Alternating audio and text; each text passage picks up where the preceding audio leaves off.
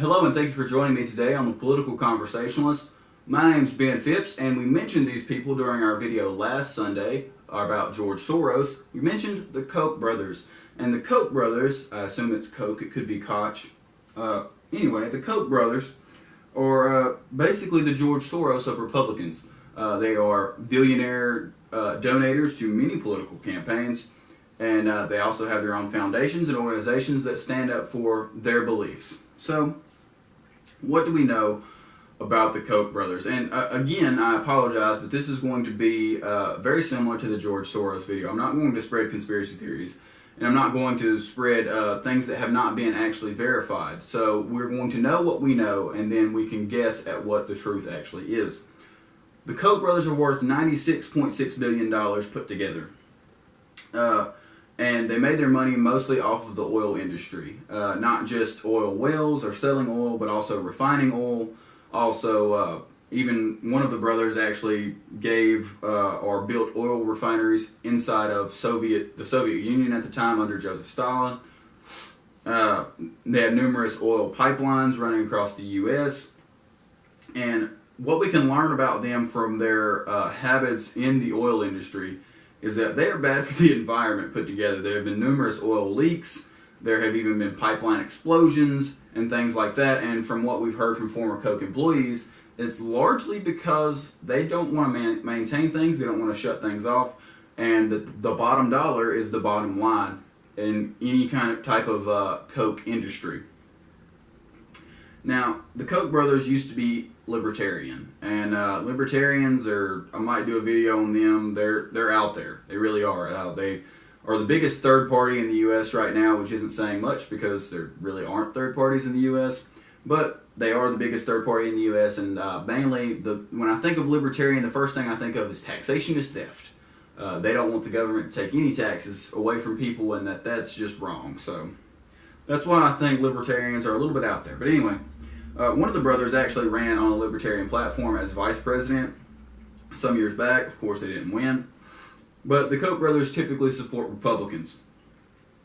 They have supported a few candidates on the other side of the aisle, but they spend hundreds of millions of dollars pretty much every year on making sure Republican candidates get elected. Now, they have also come under scrutiny for being the mastermind, so to speak, of the Tea Party movement that, of course, took over Washington for a while. But that, of course, can't be proven. Now, here's what we know. The Koch brothers are businessmen. In fact, they own one of the largest unincorporated businesses in the world, and they're worth a lot of money. And they have a lot of money, a lot of disposable income. And they use that disposable income to enact policies that make them more money. And it makes sense to me, if I were a billionaire businessman, to support Republican candidates, because Republican candidates are, they're not going to impose new environmental sanctions, normally. They don't really raise the corporate tax or business tax very often. And they tend to keep the government out of business as much as possible.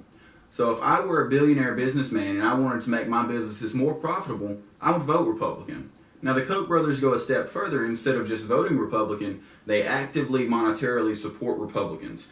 And just like with George Soros, there are people on one side of the aisle who say, well, they own all the Republicans. And that's, of course, not true. But they donate to a lot of them. And if you're on the liberal side of things, and you believe in things like gay marriage, legalization of marijuana, government intervention in big businesses, and higher corporate taxes, if those are things you believe in, then the Koch brothers would definitely seem evil to you. And because they have so much money to not force their ideals, but to help enact their agenda, they can definitely seem like mad scientists, billionaires who are controlling things from behind the scenes. And that's not really how it is. In fact, they're doing everything just legally, just like George Soros. And I'll give you the same example I gave you last Sunday in that video.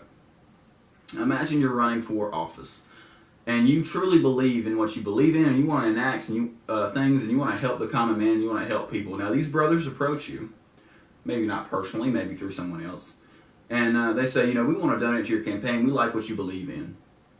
But you're going to have to owe us a favor. You're going to have to vote no on everything that tries to enforce stricter environmental sanctions. That may not be something I believe in. In fact, I don't. I believe, especially with air quality, we need to take a harsh look at what we do, environmentally speaking. But that person approaches you, and a lot of people would think, well, it's for the greater good. I'm going to take this money from that person, and then I'm going to win the election. I'm going to do a lot of good, and the environment's not that important to me anyway. Things like that happen a lot in politics, and thanks to our extremely horrible campaign finance laws, you can have large players like George Soros and the Koch brothers who can have a lot more influence than they should, or can have a lot more influence than we can prove they have. So just like I said with George Soros, don't hate the players, change the game. And I think that's something we definitely need to do. We need a lot more transparency in campaign finance laws, because as of right now, we know the Koch brothers donate money to political candidates, and we know George Soros donates money to political candidates. But we can't prove, do they control people? We can't prove, do they bribe people? We can't prove any of that.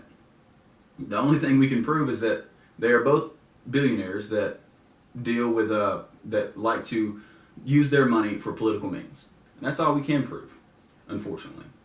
Anyway, I hope you learned a little bit about who the Koch brothers are, how they made their money, and why they're important to American politics, and maybe, hopefully, that their importance in American politics will dwindle. Thanks for watching.